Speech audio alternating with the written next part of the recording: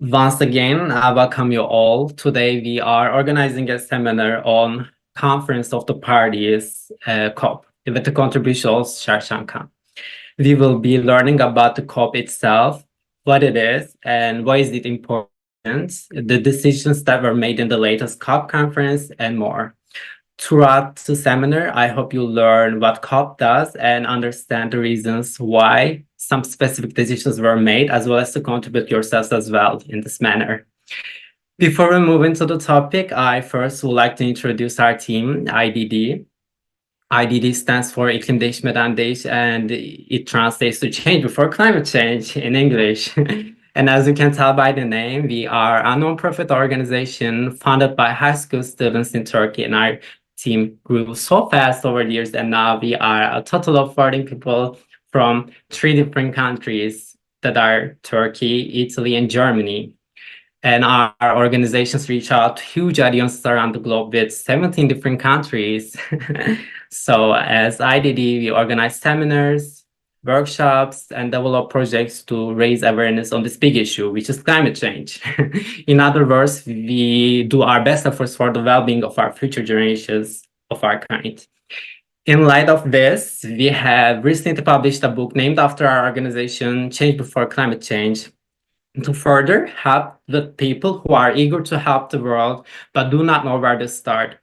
This book contains lots of detailed information for beginners. Those who are interested can check out the link that will be sending out soon via chat and have a detailed look later on.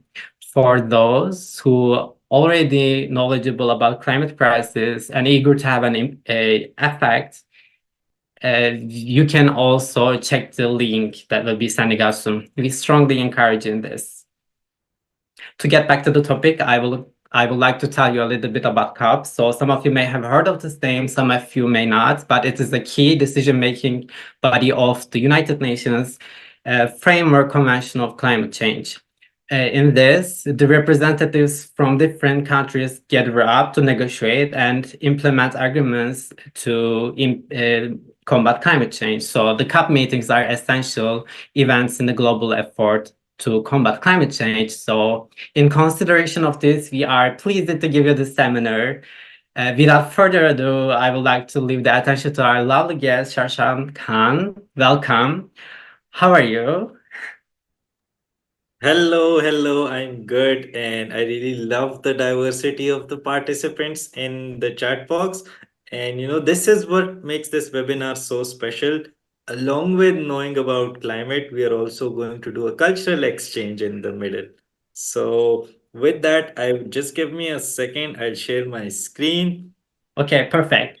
And one last information. So the questions will be gathered up at the end of the session. So please keep your questions to yourselves at first, then ask later on. That will be perfect. And please do not forget to sign the sheets that will be sending throughout the seminar in order for you to obtain the certificate.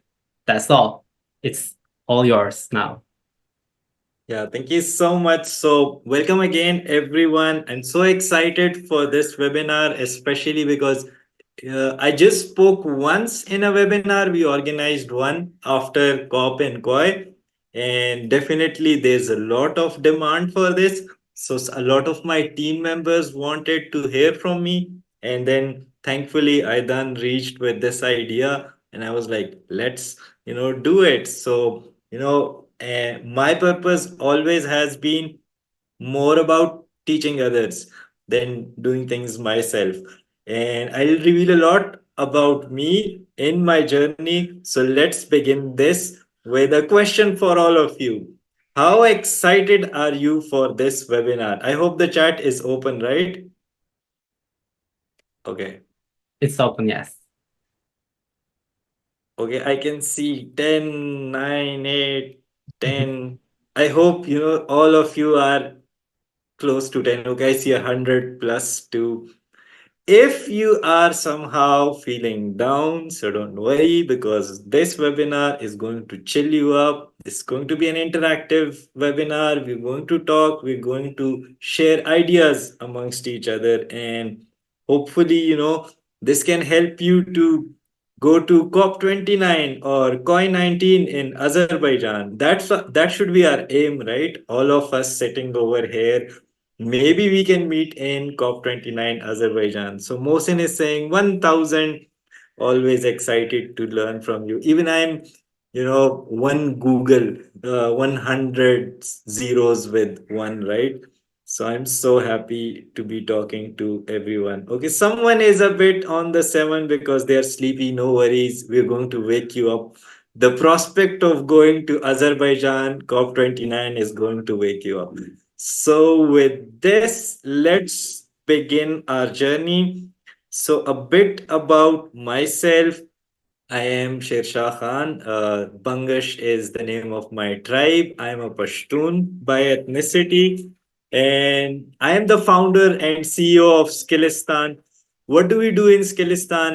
We are basically just like IDD. We are also a youth-led movement working in Pakistan, and we want to make Pakistan a hub of skills. So yeah, and what kind of skills? It's the green skills and also the digital skills. Green skills are very important nowadays. Most people don't even know what green skills are, but just as we are all climate activists, we know that the future is green. So why not have green skills then? And some of this we are going to touch in our webinar. So before we move forward, just a bit about Skillistan. How do we do everything? It's all volunteering. Even I'm the biggest volunteer, right?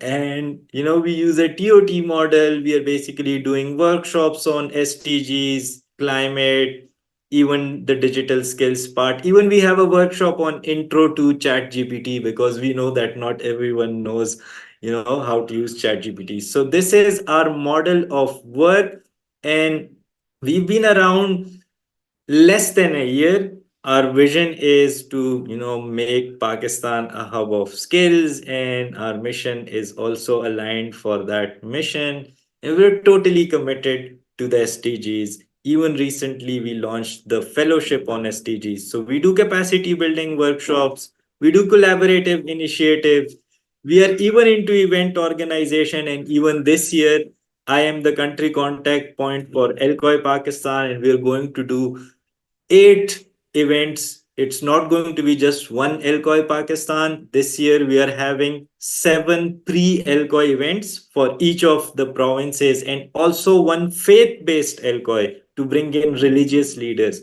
And last but not the least, this is based on popular demand. We do consultancies for other NGOs and businesses to align them towards the SDGs. So this was all about us. And how did we start? So again, this is to inspire all of you before we jump into our topics.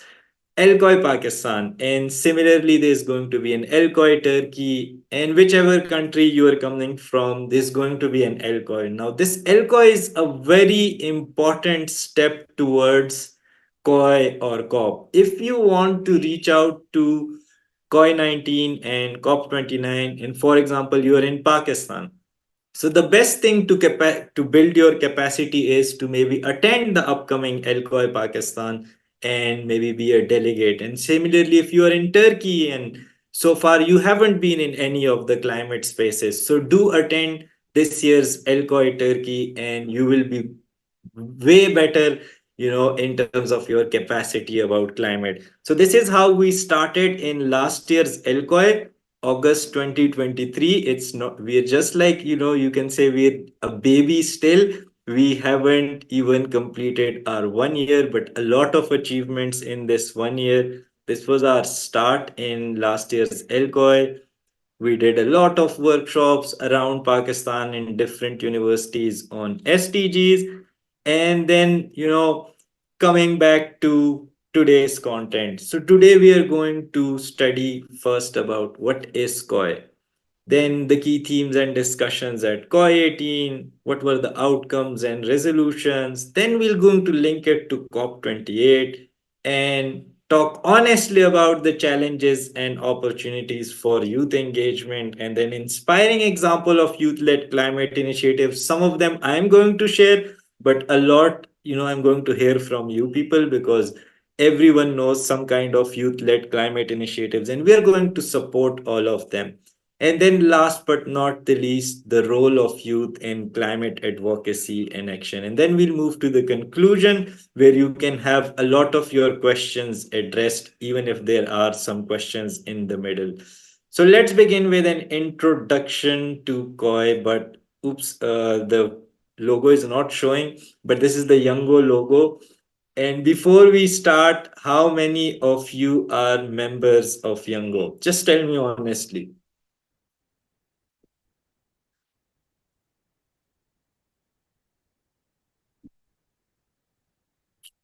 Okay, I see. I am me, good. That's great, because a lot of people who want to be climate activists and then they are not even Youngo members. I'm like, it's going to be very difficult for you to understand everything. So please, if there's, I know a lot of you who are not members of Youngo, they are silent. They are not going to write in the chat that no, I'm not. But if you are not, just do a Google search, find Youngo's membership, and apply for Youngo. Youngo is the first step for you to become a climate activist, and that also on the global level.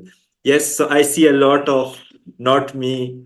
That's why I included this slide, because I knew that many people wouldn't even know about Youngo. So just do a Google search, find Youngo, how to be a member of Youngo, and maybe if someone from our participants can find it, they'll paste it here in the chat box, so don't worry. So now let's move forward, and it's all about COI now. What is COI? So Recording in it's basically, progress. yeah, thank you for the recording. So it's a conference of youth, and it gathers a platform for young people to engage in climate action. And this is again under the auspices of Youngo. And what is Youngo? Youngo is the official constituency of children and youth of the UNFCCC. So UNFCCC is the organ then of the UN that looks into climate. There are other organs also that are looking at climate, but UNFCCC is the lead organ for climate. Then, what are the purpose and goals? So, COI aims to foster dialogue between youth and the parties. Just a second.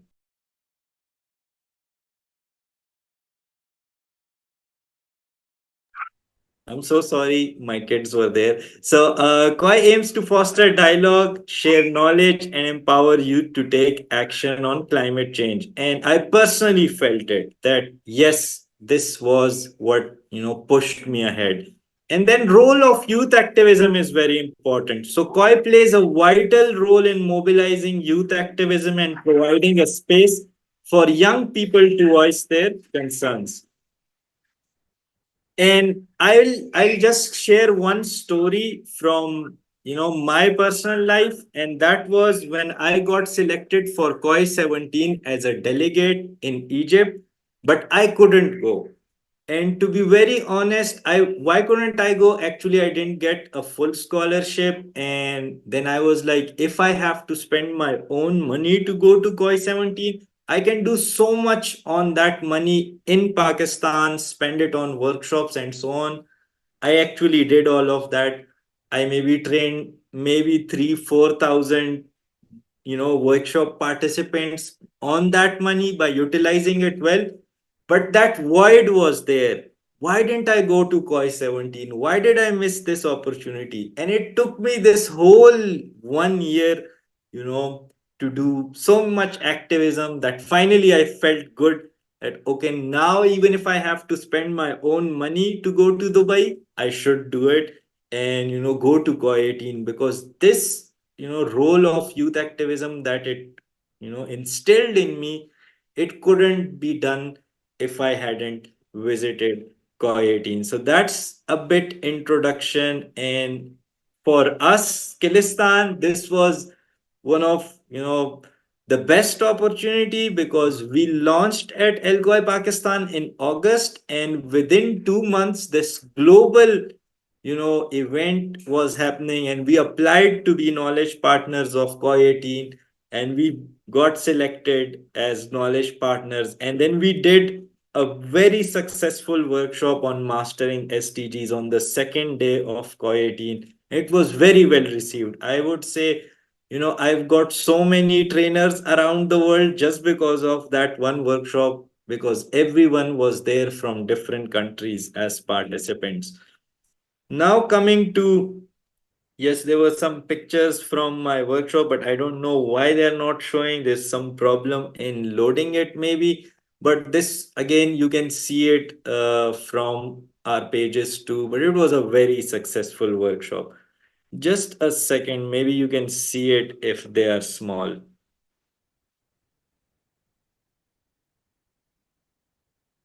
Yes, can you see the pictures now? Yes.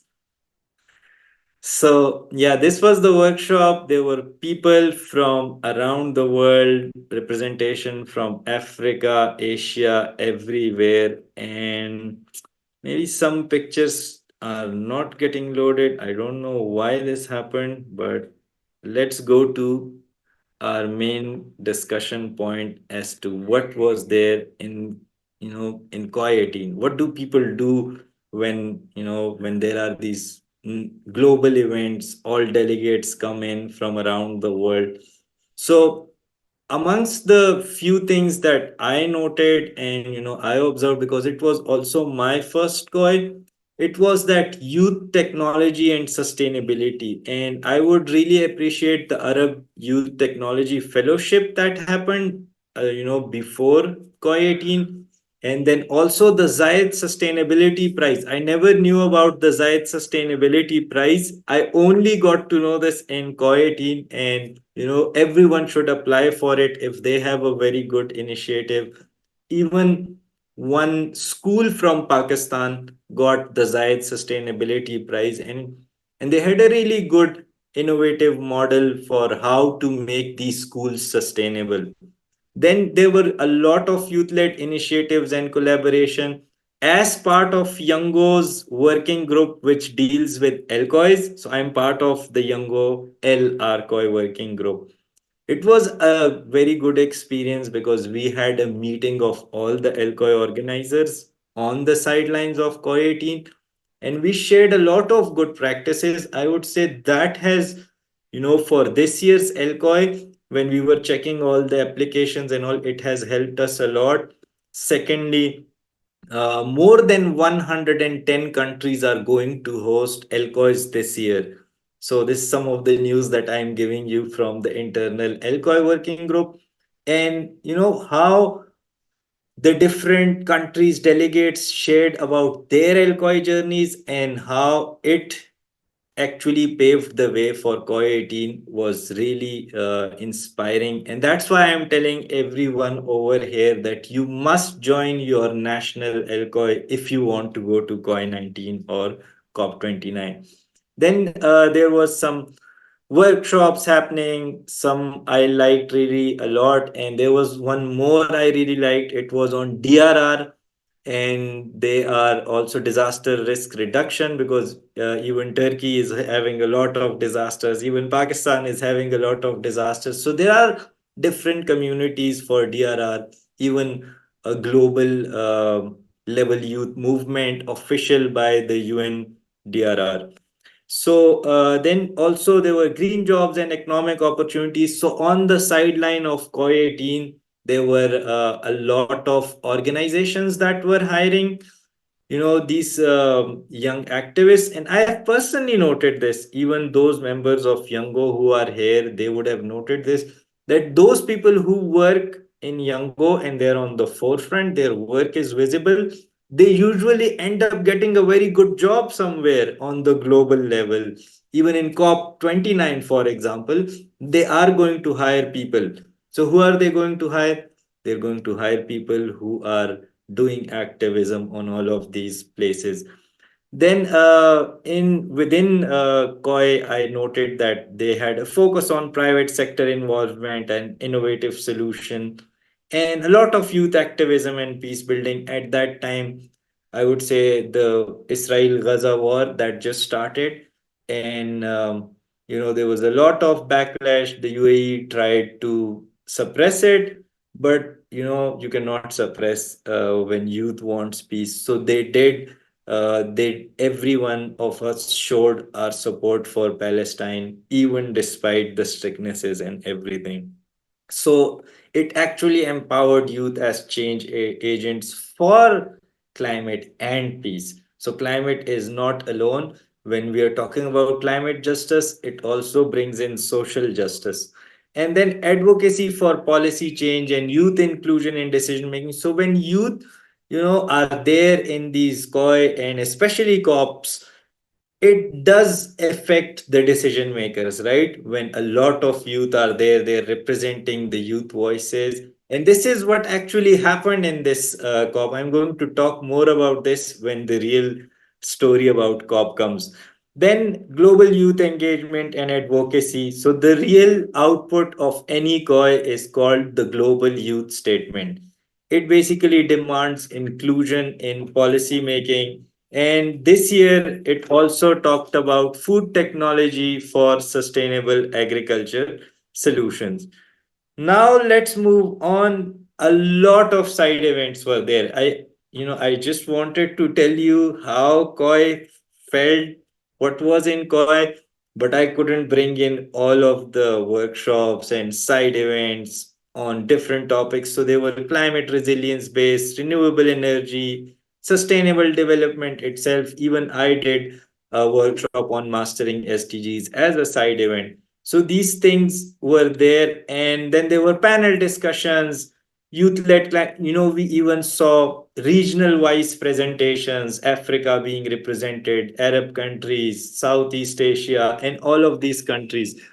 Then community engagement, policy influence, and last but not the least, I would say the opportunities for networking. So I personally, I took like 300 visiting cards with myself, and they were all gone. So finally I was back to, the best thing that I learned from COP was, people don't even waste, I would say, paper on the visiting card anymore. So you just take out your LinkedIn QR code and you just scan it, and that's it, you're connected across the world.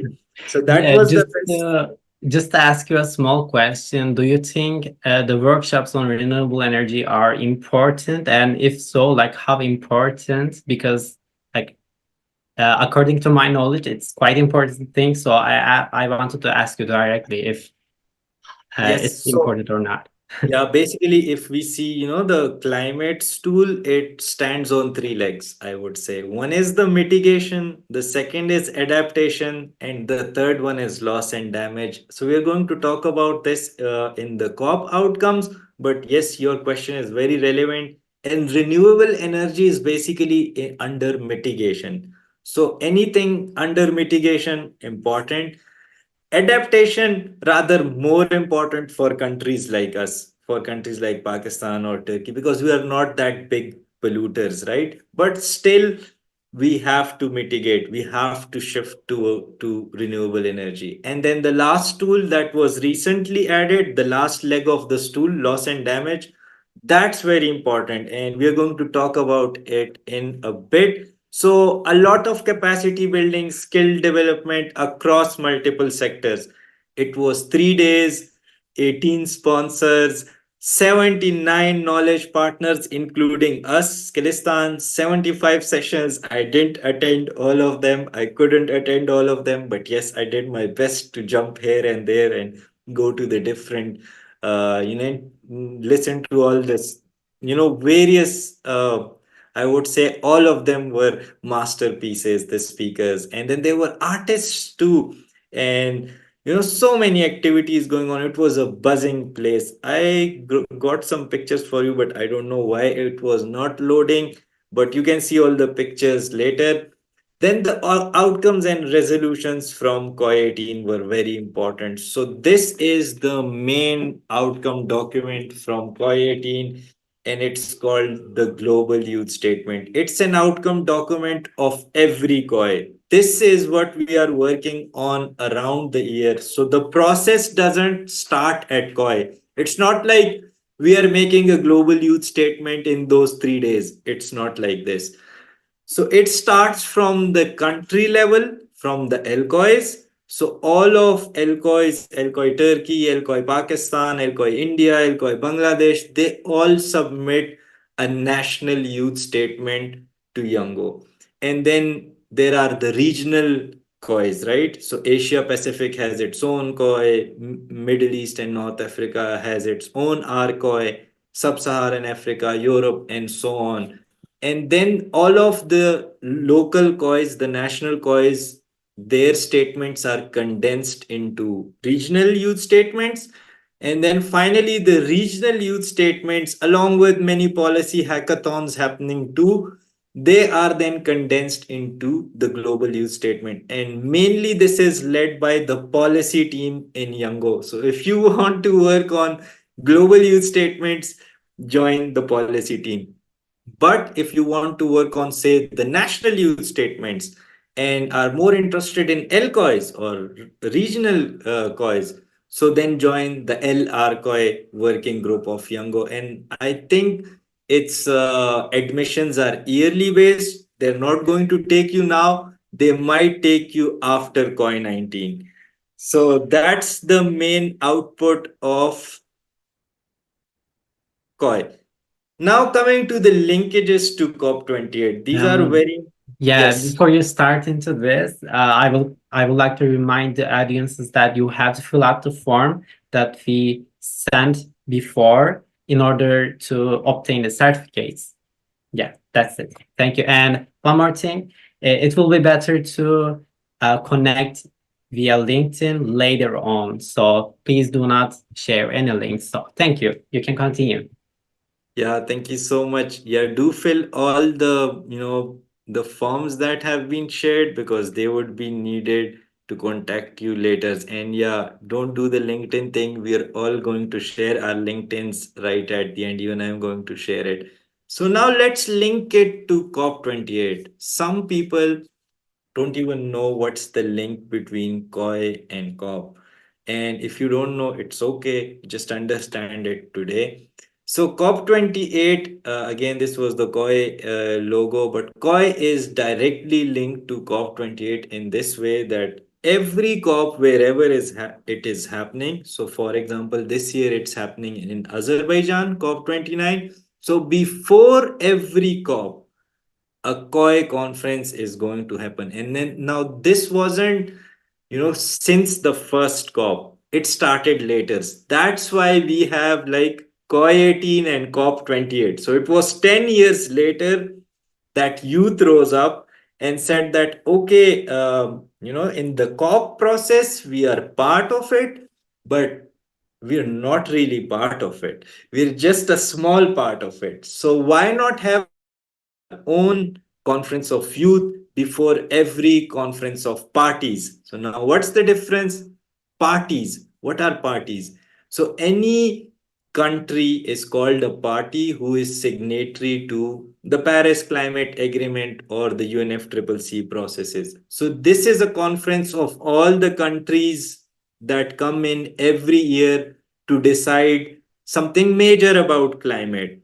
And before every such event, a conference of youth happens everywhere. And this is the main way for everyone to understand the COP processes and then take part in those processes. Without it, if I like if I give you a badge and I take you to COP 29, but you don't have the bases, you haven't seen LCOI, you haven't seen COIs, you wouldn't be able to do much in COP just by attending it. So this is the main process. I hope, just give me a second. I don't know why the images are not loading. Maybe it's because of my internet. Yes, so now you can see it, right? I just, okay, so Yango, and why was Yango so important at COP28? Because Yango is the official constituency, youth and children constituency of the UNFCCC. And without Yango, the youth and children are not represented in any of the COPs. Yango is our main, I would say, point of entering COP28. And one of the main thing, if you can see this, right, the GYS handover ceremony. So that's how we can link COI and COP. So this is the UNFCCC head over here, and these are all the young activists handing over the global youth statement to the UNFCCC head. And the COP has to start after a few days. So I personally witnessed this, and I saw the speech of the UNFCCC head too. And it was so inspiring that, okay, he said that COI has set the pace and the standard and bar for COP very high. So we have to do something to fulfill the expectations of all the youth. So that was so inspiring, right? Before every COP, a COI happening, and it sets the momentum for the COP. So this was the venue for COP. It was held in Expo City, Dubai. It was a very nice place, I would say, repurposed for COP.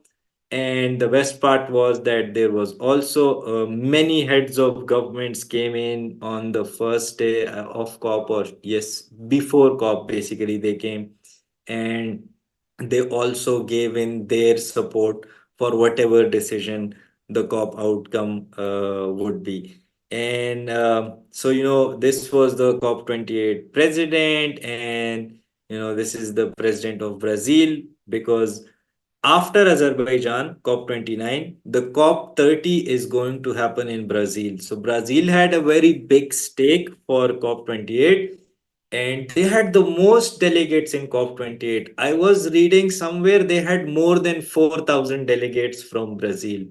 In Pakistan, I guess we had 50 to 60 people, and we are more populous than Brazil. So Pakistan is now the fifth most populous country, and Brazil is the sixth most populous country. So imagine, the stakes involved, and how, we didn't, I would say, represent so well. So now coming back to some of the important things that happened at COP28. Now this is serious, right? So in 2008, basically the IPCC dialogue, and it talked about the 1.5 degrees centigrade report. Then in around 2019, the Article 6 negotiations were happening, and then this informed updating of the first NDC. So what are the NDCs? I'm also part of the Yango NDC working group, so that's why I'm also talking about it. It's like, there are a lot of technical things within the climate space too. I'm personally part of the Just Transition and Green Jobs working group, so I'm going to talk a bit about it, the NDCs, and we also call it /GST working group, and then also the LRCOI working group. So the first NDCs, what are NDCs basically?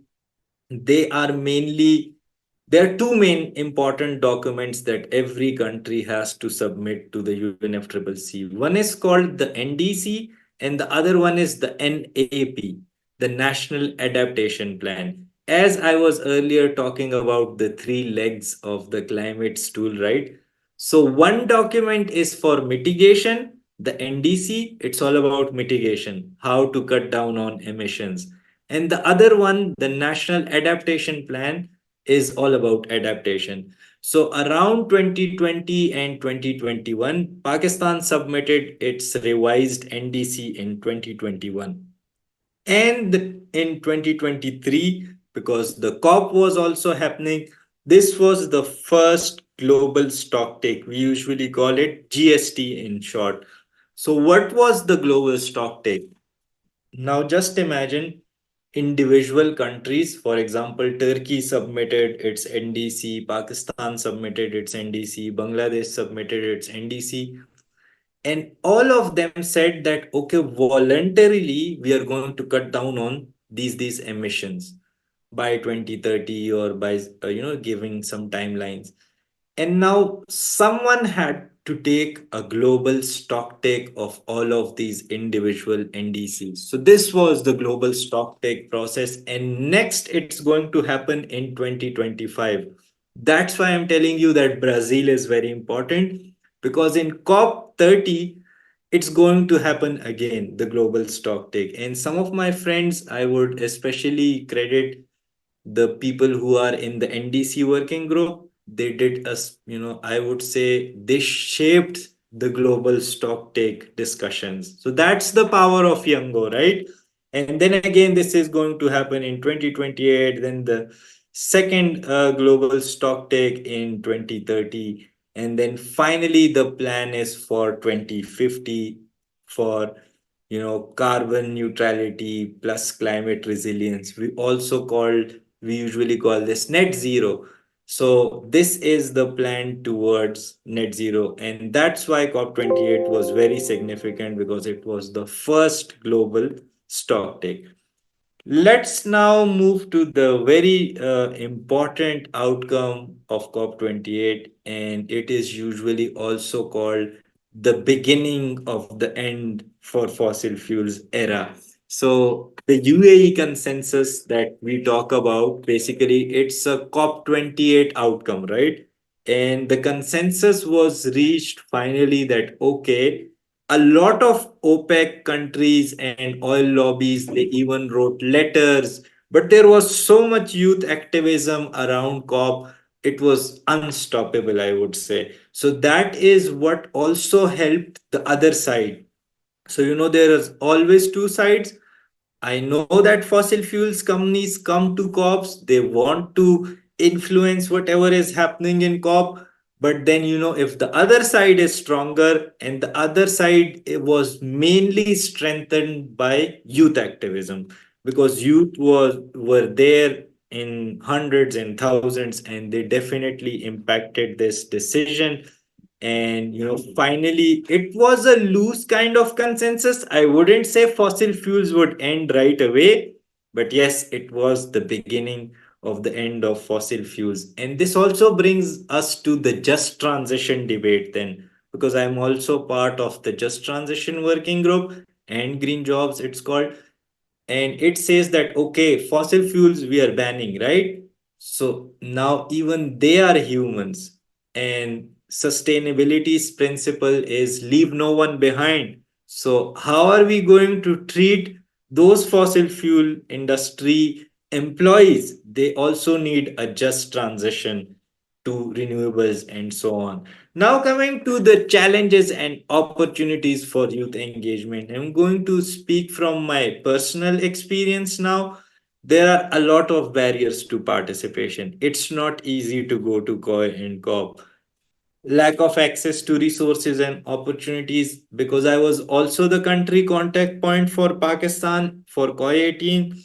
I personally tried my best to raise funds for people so that they could go to COI 18 and also COP 28. But what happens is that usually COP badges and all of this happens a bit early, and COI delegate selection happens a bit late. So all the scarce resources that are available as grants, they are taken up by the COP delegates. So it's very difficult to raise finances, especially for COIs. So if you want to plan for, say, COI 19, you have to look for opportunities from now on, especially funding opportunities. Because last year, a lot of people were reaching out to me on LinkedIn. How did you find scholarship? How to raise funds? And, I was telling them that, this is not a decision that you can make now, although you can try your best. But if you want to go for COI and COP, you have to plan maybe 6 months ahead of time. And then again, there's limited representation and inclusion in decision making processes, especially at COP. Because though you can get, I would say, badges, but when you want, say, speaking opportunities or any other events, it's very limited, I would say. For even for that, you have to be working with some organization from quite ahead of time, and then they would be giving you slots to speak and so on. Then a lot of opportunities, I would say, for climate education and awareness. I personally felt this when I went to COP. When I came back, I said okay, this opportunity was so difficult to get, but I got it. Now I'm going to make it easy for others who are going to follow my steps. And that's why, I started this Skillistan, and I'm working on a lot of aspects of climate education and raising awareness and, promoting environmental education. Then I would say I personally felt empowered, and also kind of, I was in a leadership role too, because I was the country contact point leading the delegation of Pakistan to COY 18. In 22 delegates that were selected from Pakistan, only 5 could make it to COY 18. So just imagine, it's so difficult to get to these events, but you can always plan ahead, and you know it was going to give you a lot of, I would say, leadership development. Then I would say collaborative partnership, and I really want to talk about this, is that I actually, the 300 cards that I spread, it gave me so many contacts with other youth, with NGOs, even some government representatives, even UN representatives.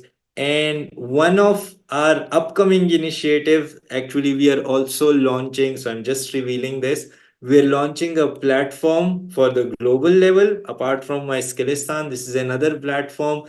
And how did I find my partners? It was in COI 18 that I found my partners, and one of my partner is from India, one is from Malaysia, and another one is from Zambia. So this is one of the key achievements of partnership too. And then also, a lot of innovation being observed. COP28 itself, the green zone especially, I was blown away by the innovation and creativity that I saw in the green zone.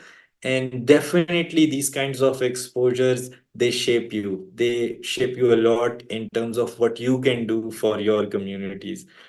So, with this, we are almost reaching to the end of my part, but I wanted to hear from all of you too, because I have given some inspiring examples of youth led climate initiatives, but I want to hear from you too, and I'll be seeing the chat box. A lot of things earlier in the chat box, I'm going to skip them.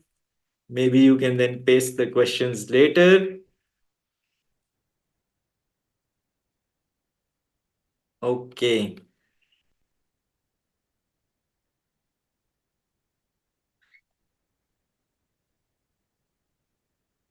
So do tell me about any initiatives that I like. My personal initiative, Skillistan is one example. IDD, that is another example, uh, and there are more. So Movers program, although it is UNDP led on the Asia Pacific region, but it's still youth led. I'm a Movers envoy. I know that I can do wonders with Movers. So do share.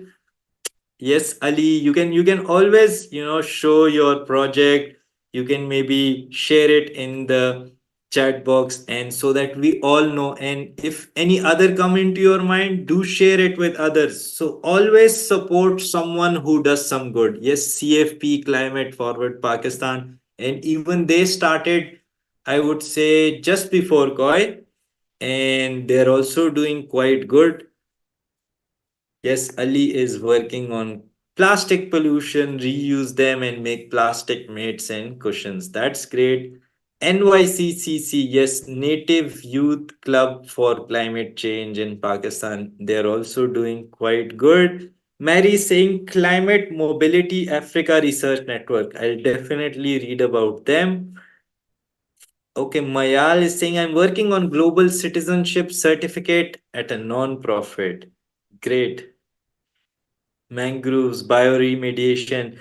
Yes, and the purpose of doing this activity was just to inspire you that you can also have your own initiatives. Just like I told you my story, we launched a small initiative at Elkoi, Pakistan, and it has blown out of proportion.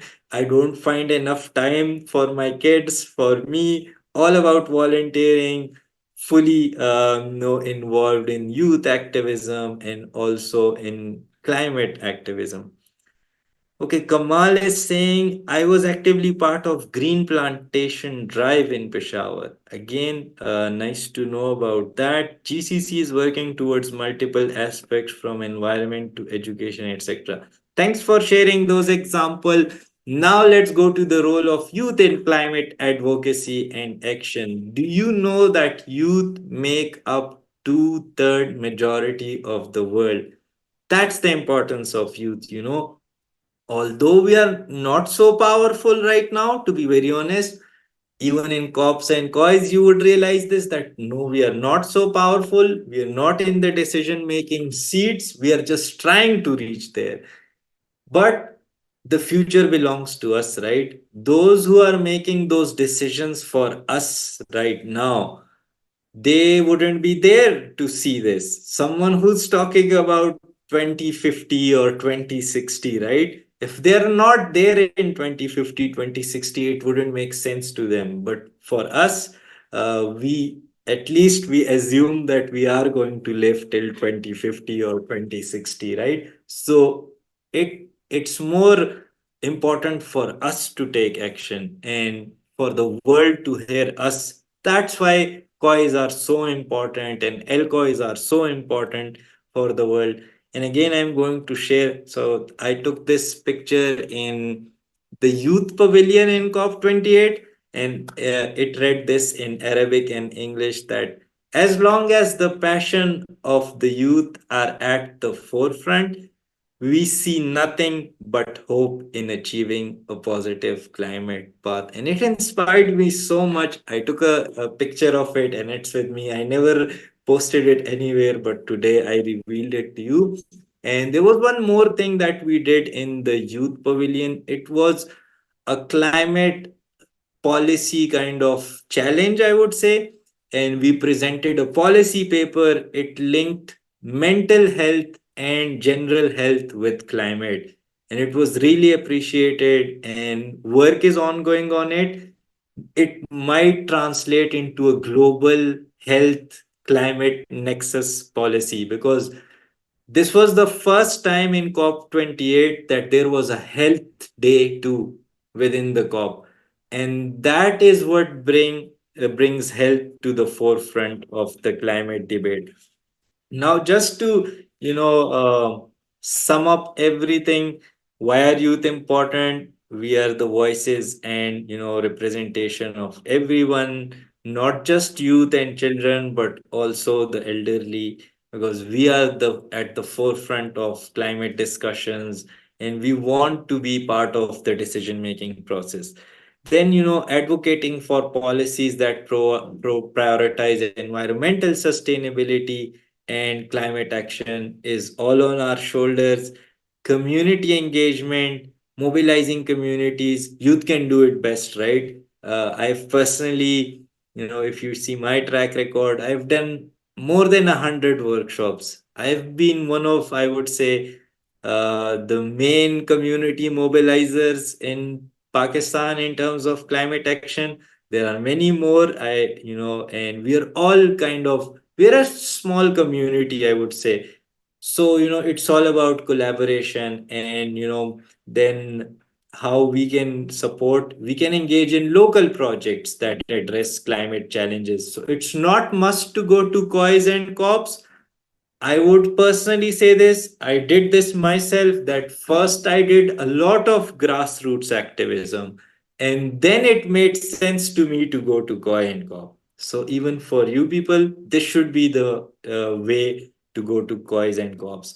Then, youth are always at the forefront of innovation and leadership, and we are the leaders of tomorrow. So I usually say this whenever I'm interacting with elder people in the climate space. I tell them that, okay, you're doing very good, but what's your succession plan? Are you training someone to replace you? And, it definitely, buzzes an alarm in their mind. Then, youth as a voice, I would say, we are the generation that can bring in global solidarity. And I would again give you one example. When we were doing this workshop in COY 18, So my fellow co-facilitator Sri Lakshmi was from India, and Mariam was another co-facilitator. She was from Pakistan. So Pakistan and India coming together to talk on climate in COY 18. That was, those of you who know about Pakistan and India, they would definitely say, okay, how did you do this? But we can do it as youth. We can change the mindsets of our elders. We can build solidarity. And, this is how actually the soft power of a nation is shown when your youth represent and they befriend other people. This is how we can change the future, right? And then a lot of collaboration opportunities. I told you that for my next initiative, I found partners in COI 18. And for my current initiative, Skillistan, I got a lot of inspiration when I was there in COI 18. I still remember there was one webinar. The person was from Taiwan and they were doing something similar that I am doing right now. So it definitely inspired me in terms of SDG 4 education. So we've almost reached to the end. It's the conclusion and the Q&A session. And again, this is one of my picture from COP28. I personally felt quite good when I went to COI and COP, and I would always wish for others to also experience this thing once at least in their lifetime if they can. So this was again some of my reflections on COI 18 and COP. Oh, perfect. So it was really lovely. These pictures are Yeah, really great. and yeah, this picture. So this was the Skilistan flag that I held at COP28, and this was one quote that I really love, and it said that act as if your house is on fire because it is on fire actually. So with that, please ask any questions that you might have. Write in the chat or raise your hand to speak. Yeah, please feel free to ask any questions. I have seen some people asking questions during the seminar, so we did not answer any, but we waited for this session, this Q&A session. Now you are free to ask your questions. Before that, I wanted to remind you also, please don't forget to fill out the forms. And also, if you want to take part in our organization, please fill the forms that we sent through chat also. To start off the Q&A session, I have one question for you. Do you think that the naturally determined contributions are working well, or do you think this is an issue right now? Because like every country has to give their own contribution, right? Yes, you're right, and it's a very good question. There's actually this criticism against this. It says that it's all carrots and no sticks, means it's all voluntary. The NDCs, if Pakistan says we are going to cut emissions by 1%, they'll say 1%, right? There's no stick. There are only carrots. Like, the UN can say, okay, do as much as you can because it's all based on voluntarism of the countries, right? That voluntarily we want to cut down on so and so much emissions. There could be more effective ways, but even this process is quite new. It was just the first global stock take. It's going to be refined slowly and gradually. I hope that answers the question.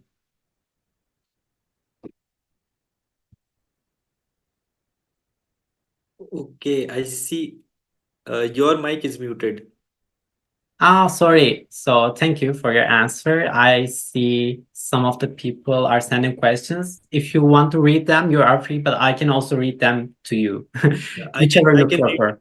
Yeah, I can read them. So I see Muhammad Ali's question. He's saying why drastic change in climate, although it wasn't before, and the ratio of heavy rain was also less. Now the world talk about net zero emission countries are implementing.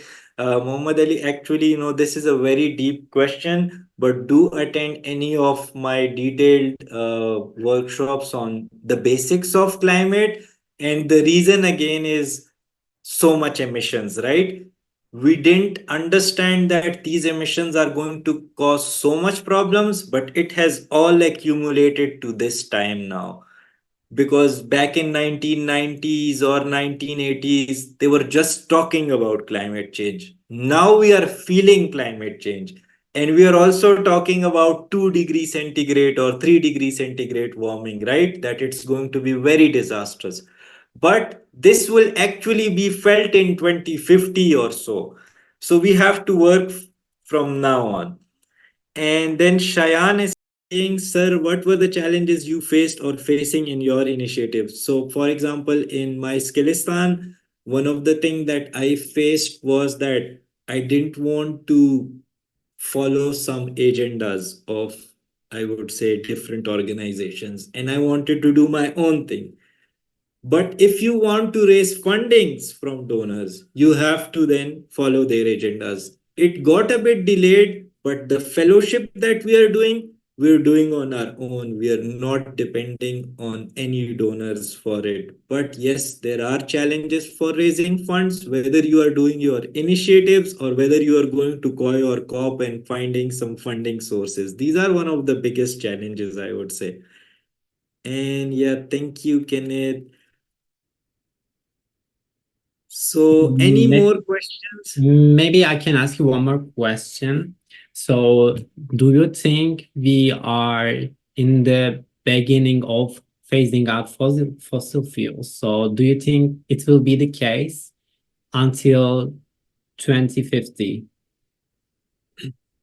Yes, you're right. So the process has started from last year's COP, but the just transition thing that I told all of you, right? So under the leave no one behind principle of sustainability, we cannot just say that, okay, fossil fuel industry, you just shut down and leave millions of people jobless. So under the just transition philosophy, they have to be given some time to train their people into other scales, into other green scales. And one of the barrier is the investors, right? Until, I would say, I was reading this somewhere, until these investors find good profits in renewables or something else, they're not going to stop investing in fossil fuels. So a lot of, the bad part is the investors. They're only interested in money. They don't want climate activism and so on.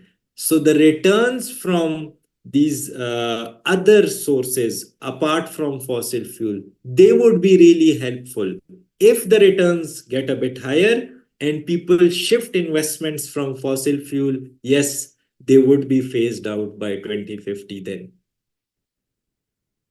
Perfect. We also have several questions on the chat. Okay, I see.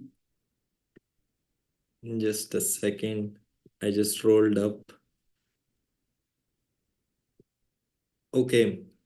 So Mohsen is saying thank you so much, and I really, yes. What things are covered in NDCs and how impactful are they so far? Yes, do read Pakistan's updated NDC 2021. It's a very big thing, a big document. But the main things that an NDC covers is all about emissions reduction or mitigation. So nationally determined contributions to the Paris Climate Agreement. So the Paris Climate Agreement said we are going to cut down on emissions. And then every country has a, shared but differentiated responsibility to cut down on emissions. Although we all share this responsibility, but we are at different levels. Some countries are more developed, some countries are developing. So this thing has been incorporated, and every country, according to their capacity, is doing these NDCs that, okay, we are going to cut down on 10%, 20%, 30% emission. So far, they have just instilled within countries a voluntary nationally determined contributions, but later on, this is going to be a bit stricter. It's going to get stricter. Okay, next question. Inkisar is saying in COY and COP, What are our responsibilities as delegates? And as a delegate, what do we do in COI and COP? What is the main purpose of a delegate in COI and COP? What can we plan? Okay, again, the questions are all similar. You want to know what a delegate has to do in CoinCorp, you can just go there and have fun. And also, you can go there and do strategic networking, do policy making. Just like I told you, I was part of a policy making process of health and climate nexus. Maybe many people who went there weren't part of such things. And then, you should do meaningful networking. You should align with your future goals. You should say, if you're working with someone, for me, the best thing was because I work online a lot, and I met a lot of my online fellows offline physically for the first time, and it really bonded me more with them.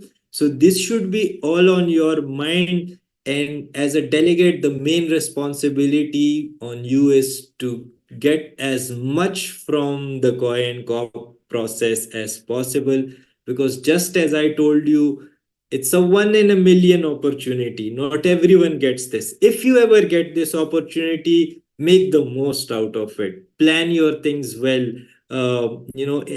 Because you are younger member, so you would know about the speaking opportunities. Avail them. And not just Yango, many other organizations are doing their side events. And the say Pakistan Pavilion is doing some event, Turkish Pavilion is doing some event. How are you going to get in there? If you have a friend in Turkey, right? And they are doing some event in their pavilion and they're calling in other youth from other countries. This is how you make your place in these events. Shahouzdin is saying, are there special policies for developed countries? Are you talking about NDCs? It's not special policies, but yes, they have to do more in terms of their previous track record on carbon, right? Kifayat is saying how you address the geopolitics of rare earth metals, which are the sole sources of energy transition. Well, energy transition, yes, but not the sole sources. There are many other sources too, but they are very important sources. And there's a lot of geopolitics going on them. This is not basically the domain of COI or COP, not the climate domain. It's overall geopolitics, and that's happening between China and US. We saw that even during Trump's time. I would say this is quite off topic, but yes, I am happy to discuss this anytime Yeah, you want. so we already exceeded 1 hour. I think it's a very good time. If any one of you have further questions, you can ask us directly via our forms or wherever you want. So what I want from you is that can you please all turn your cameras on so that we can take a picture together and share it later on. So now please, all of you, turn on your cameras and we will be taking pictures. Don't forget to smile, of course. So, yeah. Yep, let's do a pose. Any pose, thumbs up, victory, or a Yeah, small heart. yeah, I think we can maybe thumbs up, make thumbs up like this. All of you. Yeah, we are now taking pictures. Yep, hold your poses. For the climate. Yeah. Perfect. So it was really, really, really lovely to have this conversation with you. So we learned much about what COP is, what COI is, why the youth is important in this kind of organizations, and what we can do about this climate issue. So I am really pleased to have you. And I thank you so much, and also to the chat and the audience. It was really lovely to read your questions and see you on the chat. asking questions, like talking each other. It was really interactive. I really liked it. And please also don't forget to check out our profiles, both Sher Shan Khan's profiles, our profiles. And it was really lovely. So thank you so much. And if you have anything to add, Sher Shan Khan. Yes. Last but not the least, I see a lot of questions. If all of your answers were not, we couldn't entertain all of your answers, I'm always available on LinkedIn, just a message away, more faster than WhatsApp. I use it more than WhatsApp. So I'll answer your questions there. Do connect with me on LinkedIn, not just follow, find me on LinkedIn. I couldn't share my LinkedIn URL, but find me on LinkedIn and always welcome any questions, guidance. And for those who were asking about their alcohol liaisons, so yeah, do connect with me. I know all the alcohol liaisons across the world because I'm also one of the alcohol liaisons. So we have a group. So if you want Kenya's or Mozambique, I saw a few countries. Always welcome. I'll link you with your uh, country contact points of alcohols. It was perfect. So we all thank you for attending this seminar, and I wish you all a good night or good morning wherever you are in this world. So see you. Yeah, Goodbye. see you, and thanks again to the IDD team because it was your idea and excellent support on the background. Thank you Yeah, so it was much. lovely to Looking have you here. forward, yeah, looking forward to many more collaborations between us. Yeah, me too. Me too. Goodbye.